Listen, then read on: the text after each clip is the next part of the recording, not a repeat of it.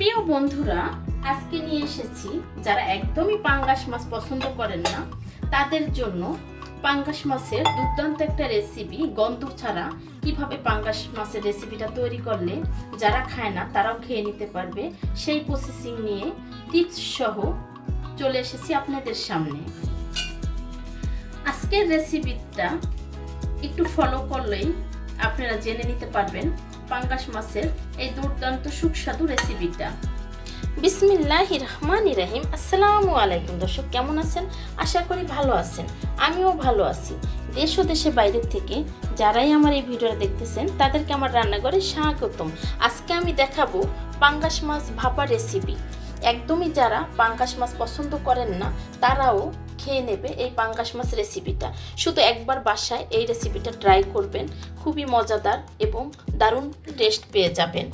Tips সহ কিভাবে পাঙ্গাস মাছ ধুতে হয় সেই রেসিপি সহ আজকে আমি নিয়ে এসেছি পাঙ্গাস মাছের রেসিপিটা। এখন পর্যন্ত যারা লাইক দিয়ে ভিডিওটা দেখা শুরু করেননি, প্লিজ একটা লাইক দিয়ে দেবেন। আমার রেসিপিটা যদি ভালো লেগে থাকে লাইক কমেন্ট শেয়ার করবেন, সাবস্ক্রাইব করে দিয়ে আমার পাশে থাকবেন। যে সমস্ত বন্ধুরা ফেসবুক থেকে দেখতেছেন তারা ফলো দিয়ে রাখবেন। চলুন বন্ধুরা, দেখে নেওয়া যাক মূল উপকরণ। প্রিয় বন্ধুরা, চলে এসেছি মূল পর্বে। এখানে পাঙ্গাস মাছটা ধুয়ে নিয়েছি। তো পাঙ্গাস মাছটা বাজার থেকে যেহেতু কাটিয়ে এনেছি তো ঘষতে পারি নেই, যার জন্য প্রসেসিং করে এখন ভিজিয়ে নেব। এখানে কিছু বেকিং সোডা, লবণ, হলুদের গুঁড়া দিয়েছি। গরম পানিটা করে নিয়েছি, দিয়ে দিচ্ছি গরম পানিটা। এভাবে যদি পাঙ্গাস মাছ ভিজিয়ে আমরা রান্না করি সেই ক্ষেত্রে পাঙ্গাস মাছে একদমই গন্ধ থাকবে না। যারা না খায় তারাও এই মাছটা খেয়ে নেবে। যারা একদমই পছন্দ করেন না পাঙ্গাস মাছ তারাও পছন্দ করবে, এবং যারা একদমই পছন্দ করেন না তারা থুতু না করে প্লিজ একটু সাইড থেকে দেখে নেবেন বন্ধুরা। এখানে 5 পিস পাঙ্গাস মাছ নিয়েছি, আধা ঘন্টার মতো ভিজিয়ে রাখবো। দিয়ে দিচ্ছি লেবুর রস, ঢেকে রেখে দেব আধা ঘন্টা। চলে আসলাম।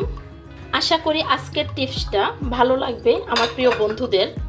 এখানে পেঁয়াজ পেস্ট, রসুন পেস্ট, আদা পেস্ট, ধনিয়া জিরার গুঁড়া, এখানে চিনি নিয়েছি, হলুদের গুঁড়া, মরিচের গুঁড়া, লবণ এবং হাতে বানানো মাছের সব রকমের গরম মশলা দিয়ে, এবং মিষ্টি জিরা যেটা আমরা মোহরি বলি সেটা একটু বেশি আছে, মেথির গুঁড়া এবং গোলমরিচ এবং সাদা গোলমরিচের গুঁড়া।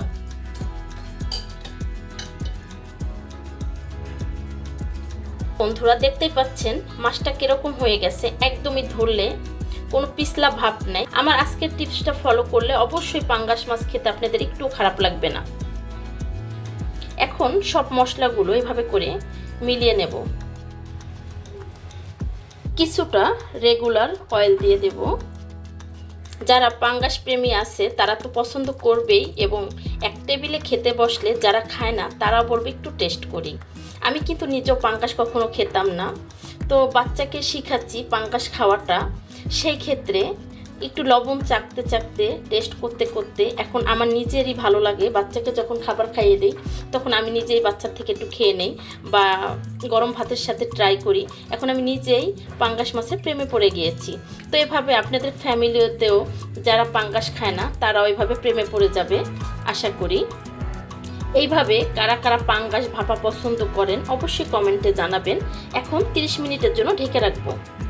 ঢেকে দিলাম। প্রিয় বন্ধুরা, অলরেডি রেগুলার তেলটা প্যানে বসিয়ে দিয়েছি।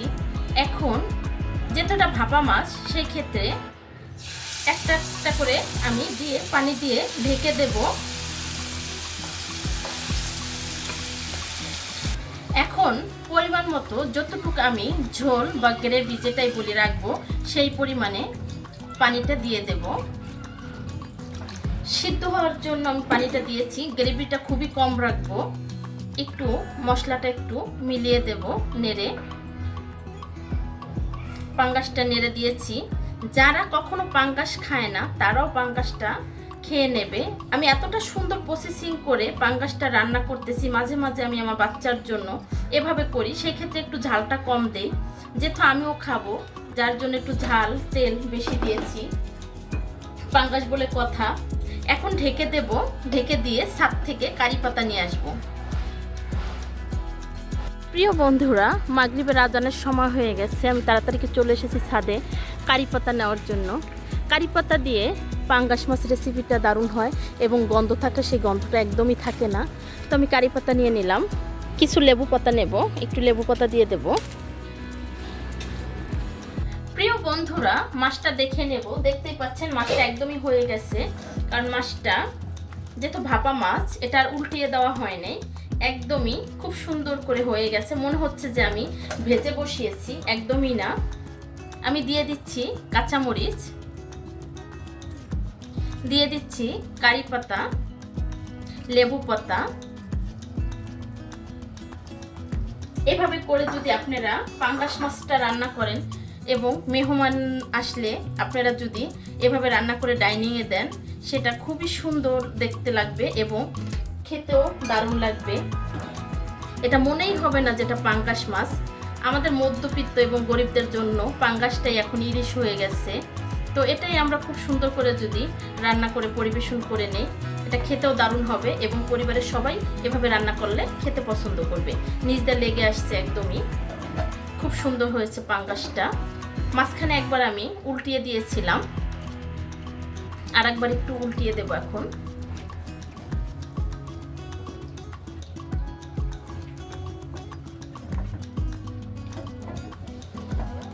আরো 5 মিনিট চুলায় রাখবো।